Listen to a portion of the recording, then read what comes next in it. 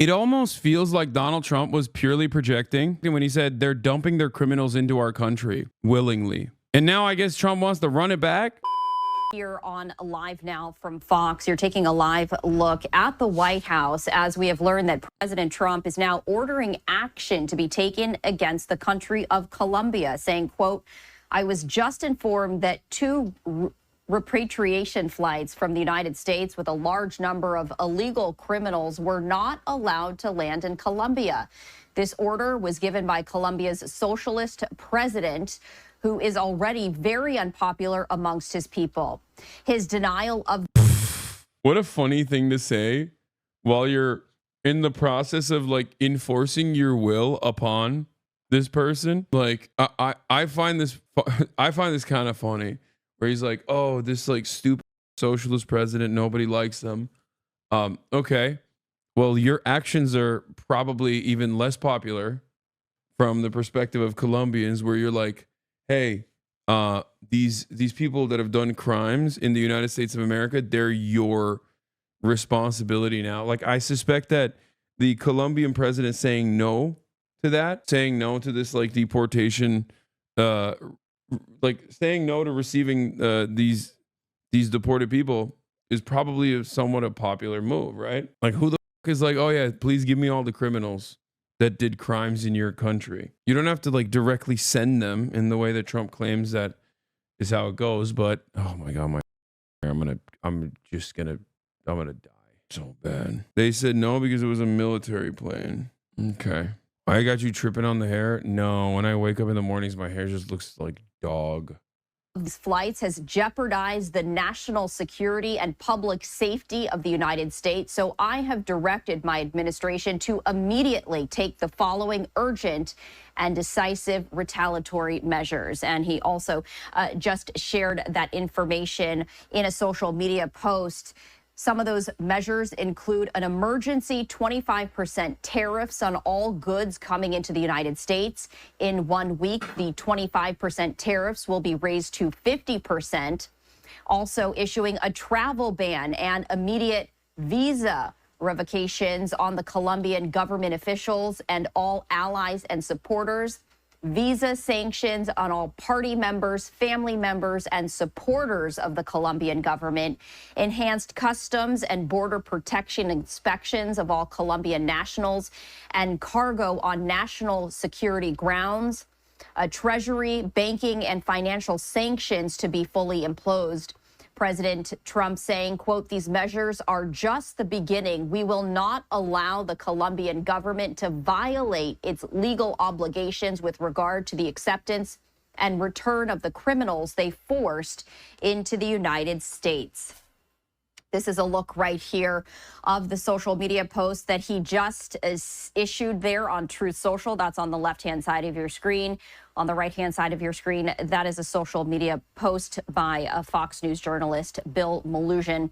As we continue to follow this breaking news, as we have learned that President Trump now ordering action to be taken against Colombia after two flights from the United States with a large number of illegal criminals were not allowed to land in Colombia. President Trump saying that the order was given by Colombia's president, and his denial of these flights, President Trump writes, quote, has jeopardized the national security and public safety of the United States, and therefore he has ordered his... So stupid Trump is forcing all these countries in the arms of President Xi? No, it's great. I mean, yeah, it's Xi century, baby. I mean, this is why I say it's JD Pandon. Trump is a secret Maoist third worldist. He wants the global South to rise up. He wants the Amerifats to be punished. He wants the Treatlerites to die. Billions must die. JD Pandon, first world genocide. That's it. That's literally his goal, man. He works in mysterious ways you can't comprehend. Ever. Think about how much he's the bag up for America, you know? Think about how much he has messed up the bag for the United States of America. He's doing it so much, you might as well be doing it on purpose. He might as well be doing it deliberately, you know? It's the Chinese century. The Chinese century of humiliation is over. It's now the Chinese century of prosperity. The Chinese century of dominance. Administration to take a number of retaliatory measures, including emergency tariffs, a travel ban, revoking visas, sanctions, and also financial sanctions. Yeah, he came in with the faucet of sanctions. And of course, the Colombian president changed his attitude. Petro is now offering his own presidential plane to assist with the deportation flights. Untrue. Colombia accepted 475 deportation flights from the United States from 2020 to 2024. Fifth behind Guatemala, Honduras, Mexico, El Salvador, according to Witness at the Border, an advocacy group that tracks flight data. It accepted 124 deportation flights. Yeah, so I guess the point at contention here is the military plane being used. So he was like, we don't want military planes to be used. You need to use civilian planes and commercial aircraft. You can't use military planes. That's what it is. A travel ban for government officials, new 25% tariff on goods with an increase of 50% next week, visa sanctions and increased inspections of Colombian cargo. I mean, this is smart. Like I've talked about like using the pre-existing power that you have. I mean, it's just, it sucks because it's being done at the behest of like an incredibly cruel and stupid policy, I guess. But like on principle, Trump doing this to Colombia, like big dogging Colombia like this, is no different than what I advocated for with Biden. Not to do this for like deportations and forcing countries that are poorer than us to, play the role of a space to hold a lot of these people, but rather like enforce your agenda upon people within the government by saying, you're going to do this, Jack, or else I'm going to use pre-existing law and pre-existing mechanisms to punish you. You can do this to anyone. You are the American government. You can literally do this to billionaires if you want to. You can take away all their assets.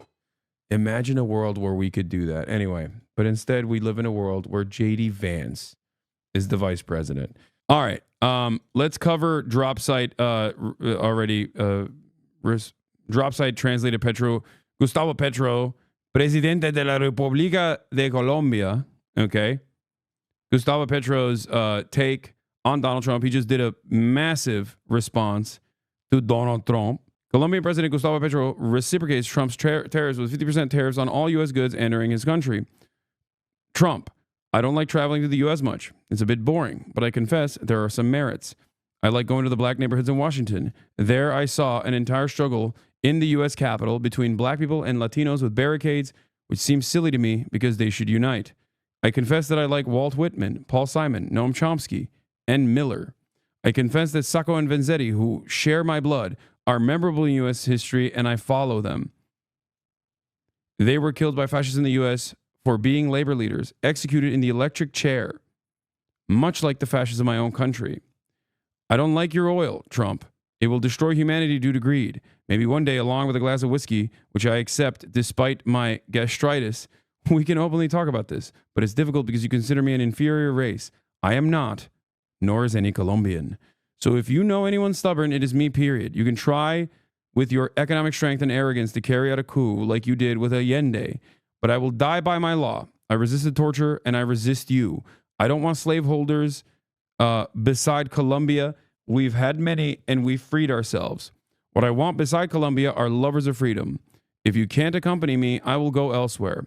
Colombia is the heart of the world. And if you didn't understand it, this is the land of yellow butterflies and the beauty of remedios, but also of Coronel Aureliano Buendia, of whom I am one, perhaps the last. You will kill me, but I will survive in my town, which is before yours in the Americas. We are peoples of the winds, mountains, the Caribbean Sea, and freedom. You don't like our freedom? That's fine. I don't shake hands with white slaveholders. I shake hands with libertarian whites, heirs of Lincoln. When he says libertarian whites, he's talking about like the OG libertarian, like Noam Chomsky would be considered a libertarian in that vein. Like he means like not libertarians in the way that Americans understand it. Heirs of Lincoln, and with the black and white farmers of the U.S., in front of whose tombs I've prayed. I've wept and prayed in the battlefield after walking the mountains of Tuscany and surviving COVID. He means libertarian socialists. They are the U.S., and before them I kneel, not before anyone else. Kill me, President, and the Americas and humanity will respond.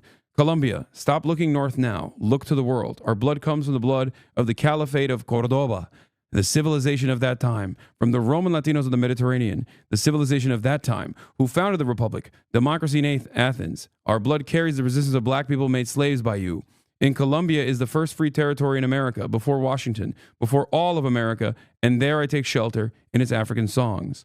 My land is of goldsmithing from the time of the Egyptian pharaohs and of the world's first artists in Chiribiquet. You will never dominate us. The warrior who once rode our land shouting freedom is Bolivar. Our people are somewhat fearful, somewhat shy, naive and kind and loving, but they will know how to win the Panama Canal, which you took from us by force. 200 heroes from all over Latin America rest in Bocas de Toro, now Panama, before Colombia, whom you've killed. I raise a flag, and as Gaishan said, even if I remain alone, it will still fly with Latin American dignity, which is the dignity of America, which your great-grandfather did not know, and mine did, Mr. Presidente, immigrant in the U.S. Your blockade does not scare me because Colombia, in addition to being the land of beauty, is the heart of the world. I know you love beauty, as I do. Do not disrespect it, and it will offer you its sweetness. Colombia, from today on, opens up to the world with open arms. We are builders of freedom, life, and humanity. Colombia, I am informed that you impose a 50% tariff on our human labor's products entering the U.S. I will do the same. Let our people sow maize, which was discovered in Colombia, and feed the world. Gustavo Petro, Presidente de la República de Colombia. That was sick. Be serious, dude. Come on. It was awesome. I don't know what happened halfway through. I was overcame with emotion and feeling. A feeling of joy and hope overcame my being. And in that moment, I too was Colombian. Yeah, I mean, this is the opposite of what the media was claiming immediately, where they were like, Trump hit him so hard, he immediately buckled. It seems like he's like willing to engage in tariff wars. Bro, posting, I'm crying, you're reading it so serious. To me, it is serious, a matter of utmost seriousness. Are Colombians Turkish? Yes. Dude, Turkey is a part of the global Latino belt. And therefore, we are one with one another. Honduran President Castro, current head of the community of Latin American and Caribbean states, is calling for an emergency meeting next week for presidents of LATAM countries. Petro has confirmed his attendance on the agenda, Latin American and Caribbean unity. Dude, I also got to do a Colombia trip now. We got to do a LATAM trip, a Latin American trip in general. It's got to happen. I show speed style. Global South unionization against the American empire will go hard. Yeah. Crazy how Trump might cause the world to get more unified and leave America behind. I mean, these are things that we have talked about, right? Time and time again. But I am not so certain that it will take place. But who knows? I do believe that it is almost entirely in the hands of China at this point. A global unification against American empire or against Western empire in general, because it's not just America, it's the European Union as well, right? That unification can only occur if there is an economic engine that is willing to resist it. And that economic engine is currently the manufacturing hub of the globe, China. From what I understand, this back and forth, the media is claiming that Colombia sending the presidential aircraft is caving to Trump rather than taking control of the situation. Yeah, Colombia has received, as far as I understand, Colombia has received, under the Biden administration, numerous flights of like Colombian migrants that have been deported, right? Colombia receives migrant deportations. I mean, now all the news is going to be about this latest round, so I don't know where I can show this, but as far as I understand, a lot of these countries are open to receiving their own citizens back and process them through their own criminal justice system, right? But the unique incident this time around was that it was an American military plane. Is that what it is? I don't like. Yeah, it seems it's the fact that it was a military flight that made it that changed the dynamic a little bit for them. No. What is he? A migrant is not a criminal and must be treated with the dignity that a human being deserves. That's why I turned back the U.S. military planes that were carrying Colombian migrants. I cannot allow migrants to remain in a country that does not want them. But if that country sends them back, it must be with dignity and respect for them and for our country. We will receive our fellow citizens on civilian planes without treating them like criminals. Colombia is respected. It's a military flight and they were in chains. What the hell? The Brazilian government has complained of inhumane treatment of dozens of migrants deported from the United States, the city of Manaus.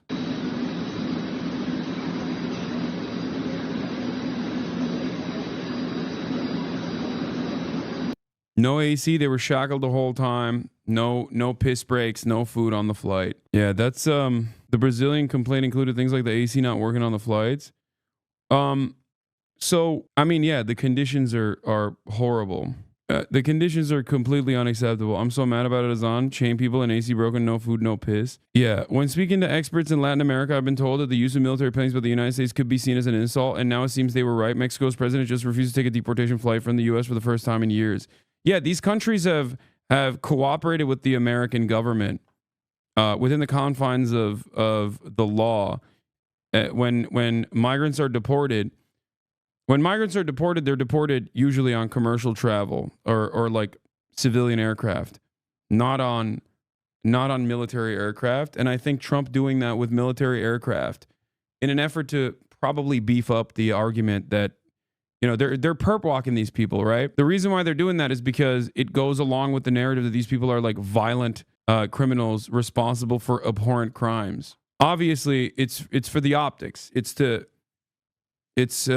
justify why this action is taking place. And in order to justify this action taking place, you have to re-justify the underlying false premise that they are all criminals, violent criminals, right? We don't know if that is the case.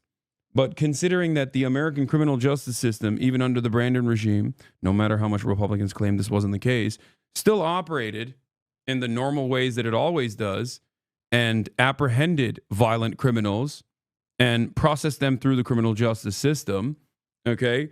I suspect that many of these people are not like and murderers, even though Fox News claims that every single one that has been detained and apprehended is a murderer, serial killer, specifically targeting babies or whatever. The reality of the matter, of course, is that even if they are literally murderers, like the proper protocol still remains. They still get treated with some semblance of universal dignity, as is their right, because they're human beings.